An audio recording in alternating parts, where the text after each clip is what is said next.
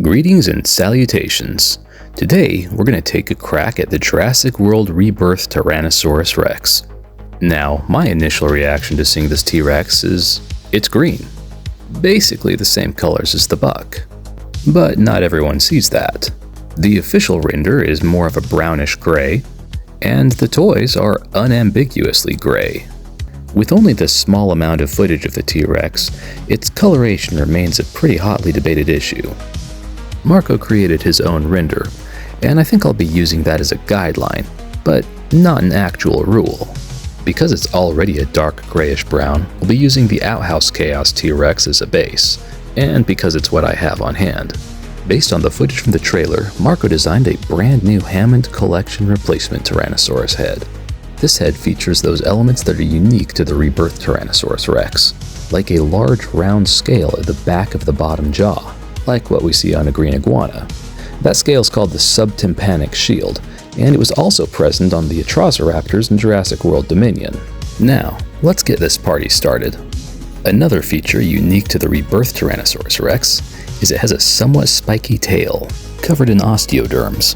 I'm going to try to mimic those using some discarded Hammond collection replacement teeth. And if we're lucky, it'll work out. I've cut small slits in the tail, then added some super glue to the bottoms of the teeth, and then we just insert them in there. It was actually more difficult than it sounds. And I glued more than a few teeth to my fingers during the process. Alright, first one is in. Now we'll just do that same thing many more times.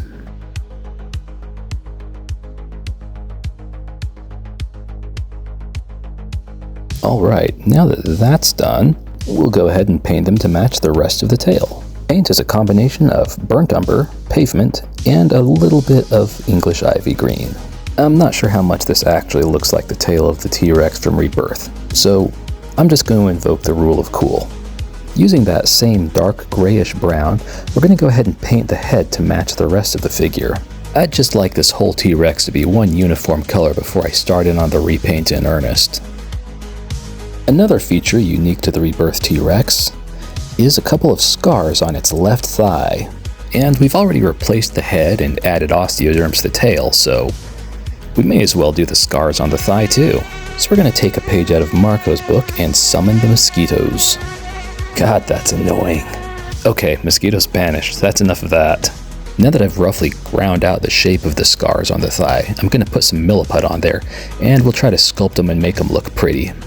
The first thing I'm going to do is try to make this milliput actually match the texture of the thigh, which I'll start by flattening it down, and then adding in the striations with a toothpick. Once I'm more or less happy with it, I'll blend that in with a wet paintbrush. Now that the milliput matches the rest of the thigh, at least in texture, I'll go in and score out those scars with a toothpick. We kinda lucked out here that there was a really good shot of that scar in the trailer. At least if you freeze frame and zoom in, that is.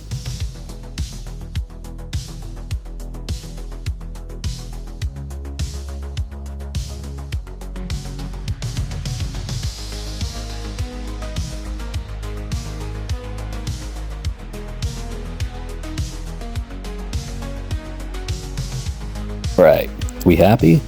Yeah, we happy. Once the milliput sets, we will paint it to match the rest of the Rex. Now we'll go ahead and add in some counter shading. I'm using a very light brownish gray for this. I'm trying not to get too creative with the colors here, at least not yet.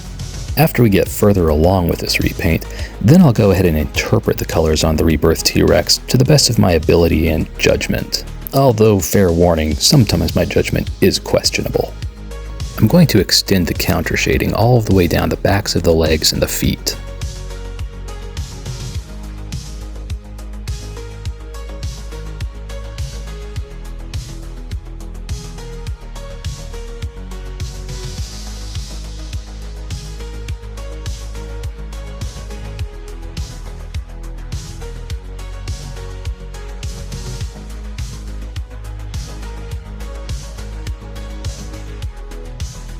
Okay, our T-Rex is now an appropriately boring drab gray.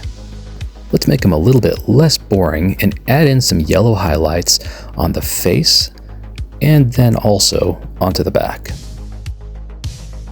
Lots of yellow on the back. Almost, but not quite, like a buck rex.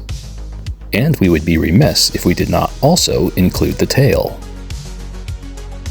Now, because this replacement head is so detailed and very textury, we're going to go ahead and add a dark wash onto it, starting with the subtympanic shield.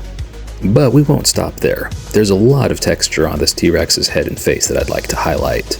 As Jurassic Park Tyrannosaurus Rexes go, the Rebirth one is particularly lumpy, and I want to make all of that texture stick out as much as possible. And half of that is going to be through the use of a wash, which is being applied now. The other half of that is going to be through the use of a dry brush, which will apply now that the wash has dried. If you attempt to do dry brushing while the wash is still wet, you're going to end up with a damp brush, and that's the painting equivalent to wearing wet socks. And no one in their right mind wants that. Basically, your paint's just going to get smeared and ugly. I mentioned earlier that the Rebirth Rex is a lot like the buck as far as its colors and patterns. And while that's true, in some ways it's a little bit more like the doe. And that way I'm specifically referring to is the stripes along the lip line, which I think may be even more defined than they are on the Lost World doe. The Rebirth Rex is kind of like they decided to take the best elements of the doe and the buck from the Lost World and dial those up to 11, and then added a subtympanic shield. At least that's the impression that I've gotten from it. As I carry on with this repaint and make perhaps questionable decisions as far as colors and patterns, bear in mind that there's only a few seconds of good footage to go on with this T-Rex, as well as a terrible AI render.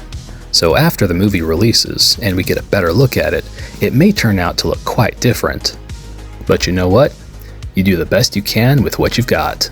And accurate or not, I think this T-Rex is going to turn out pretty badass. Lighting is a powerful tool, and it can make colors look quite different than they actually are under a neutral light. In the Jurassic World Rebirth trailer, the Tyrannosaurus Rex is heavily lit with a yellow light, and this might have a lot to do with the perceived coloration of the animal. I certainly hope that doesn't turn out to be the case though, because the colors on the Tyrannosaurus from the Rebirth trailer look a lot more interesting than the colors on the official renders and the official Mattel toy, where they're just, plain drab gray. Regardless of how the colors end up actually looking, one thing's for sure, it does have some very clearly defined dorsal stripes. So we're going to go ahead and mark out where those stripes are going to be now. As we normally do, once the spacing on those stripes is marked out, I'll just drag those stripes down from the back. It helps to water down your paint a little bit for this, to help it flow over the model.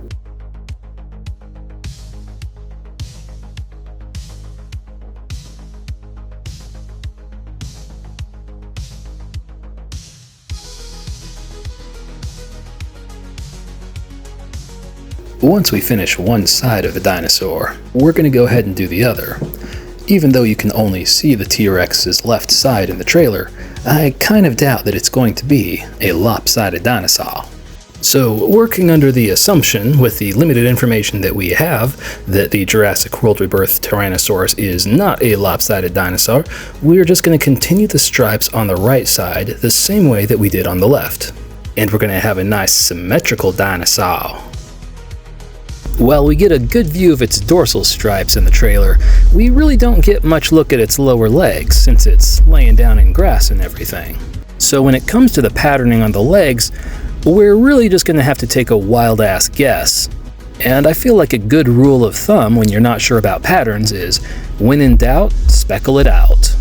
So I'm going to cover the legs in irregular speckles and pebbling, and I think it'll turn out. And if it doesn't, who cares? It's just going to be laying in grass anyways.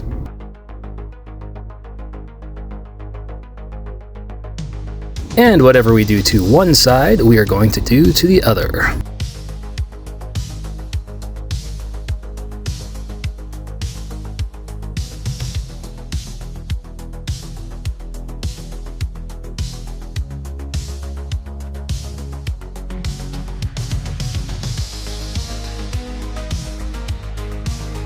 Well, I think that's working out, and since it's working out so well, we're going to do the same thing to the arms and shoulders. And maybe I'll just get carried away and do some spots and speckling all over the whole dinosaur.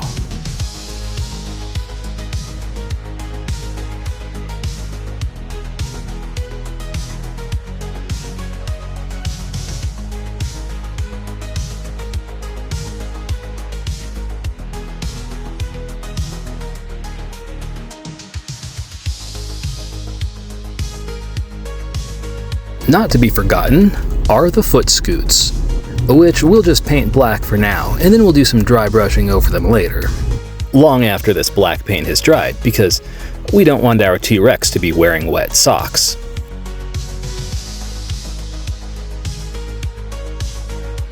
Whenever I do Hammond collection buck T-Rexes, I pick out a lot of individual scales all over the head and face. I'm not going to go that crazy with this one though, but I'm still going to pick out those scales along the lip line. And maybe a few more here and there.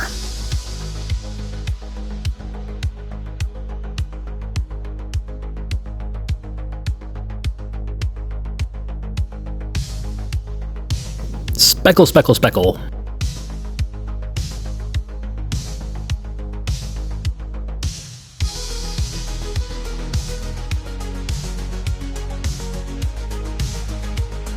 And in order to keep the tail aesthetically consistent with the rest of the dinosaur, we're going to add some speckles on there too.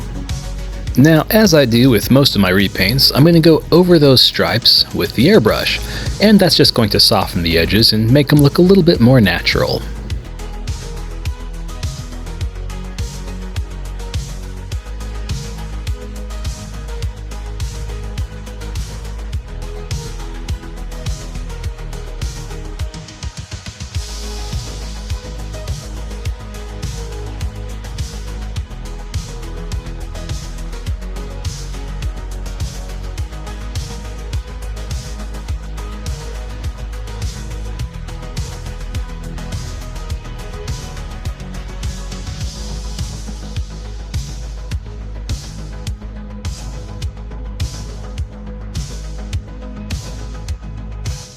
After airbrushing all of the dorsal stripes, I have some paint left in my airbrush. So I'm going to go through and darken some of the patterns on the face, and just generally darken things up a little bit here and there.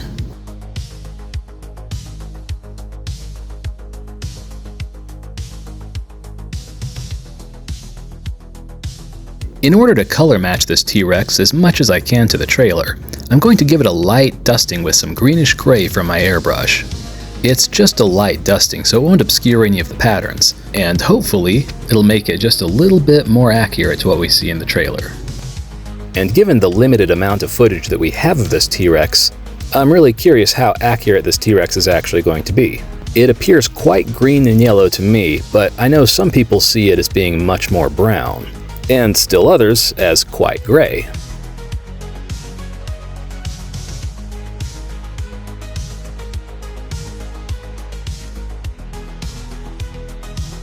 You know what usually helps dinosaurs look more dinosaur-y? A little bit of dry brushing. And because the T-Rex seems quite green to me, I'm going to do this dry brushing with English Ivy Green.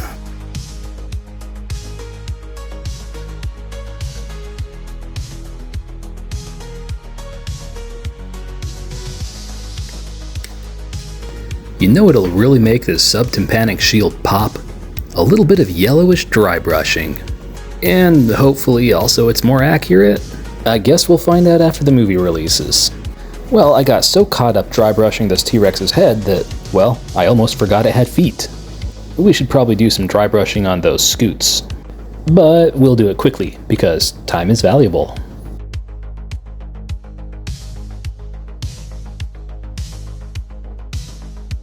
With the feet done, I'm going to call most of this painting done.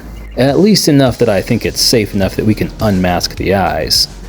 Well, I think that it's starting to look Jurassic World Rebirthy. Time to paint the inside of the mouth, with inside of the mouth color. Which, if you've seen any of my videos before, you've probably guessed it is a combination of metallic red and classic caramel. And we'll just follow that up with the teeth, which we will paint with a combination of antique parchment and golden sunset. My favorite dinosaur tooth color. And we'll be thorough and paint the entirety of the teeth. Not just the outside edge, but the inside edge as well. That is, the part facing the inside of the mouth. Once the teeth are done, that really only leaves the claws, which we will paint my favorite dinosaur claw color, Fun Gloss Black. And we will be sure to include the dew claw, because it's still a claw. Oh, I almost forgot. This Tyrannosaurus has scars on its thigh, and I'm just going to paint those with a watered down warm beige. I generally like to throw some watered down metallic red in Tyrannosaurus scars. It makes them look a little bit more fresh. But going off the trailer, it looks like this T-Rex has probably had those scars for a while. So I'll try to refrain from making them look gooey. Time for glamour shots.